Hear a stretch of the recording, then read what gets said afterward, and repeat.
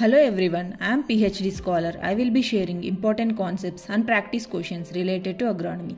These videos will be very helpful for JRF, SRF and ARS aspirants.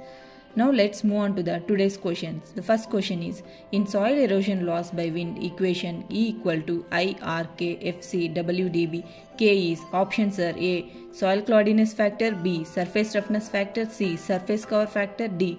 Local wind factor. You can write your answers in the comment section before the time runs out. And the second question is, minimum wind velocity required for movement of erodible particles is options are A. 28 km per hour, B. 16 km per hour, C. 21 km per hour, D. 3 km per hour.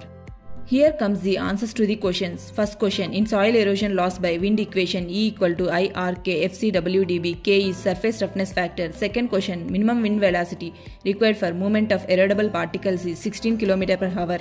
Here is a special question for you all. The minimum percentage of clay content required for clod formation to prevent wind erosion. Options are A. 5 to 10%, B. 10 to 20%, C. 20 to 30%, D. 30 to 40%.